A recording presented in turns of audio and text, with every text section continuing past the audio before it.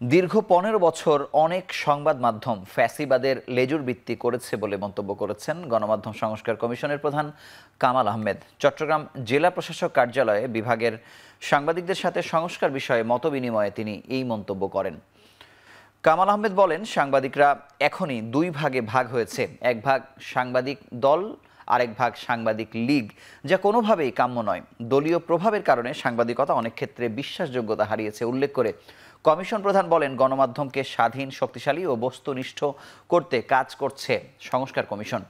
এ সময় গণমাধ্যম সংস্কারের লক্ষ্যে সাংবাদিকদের বিভিন্ন প্রস্তাবনার উত্তরে কমিশন প্রধান একটি গ্রুপে একাধিক গণমাধ্যম না রাখা, সাংবাদিকদের প্রশিক্ষণ, বেতন কাঠামো নির্ধারণ, পত্রিকার সার্কুলেশন নিয়ে মিথ্যা তথ্য রোধ, সাংবাদিকদের হয়রানি বন্ধ সহ অপসাংবাদিকতা রোধে সুনির্দিষ্ট সুপারিশ করার কথা বলেন।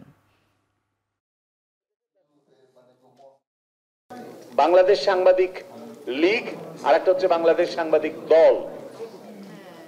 আপনাদের চট্টগ্রাম প্রেস ক্লাব নিয়ে যা হয়েছে, আমাদের তো লজ্জা লাগে যে সেই প্রেস ক্লাবের গন্ডগোল মেটাতে ঢাকা থেকে ডিএফপির ডিজি আসেন তথ্য মন্ত্রণালয়ের অনুরোধে, সচিবদের অনুরোধে। কেন এরকম দলাদলি কেন হবে? এটা তো রাজনৈতিক দলাদলি হয়েছে। এই দলাদলি কি শুধুমাত্র এক হাতেই কি তালি বাজে? কখনোই এক হাতে তালি বাজে না। সুতরাং আমাদের সবারই কিন্তু আত্মসমালোচনা, আত্মমূল্যায়ন দরকার।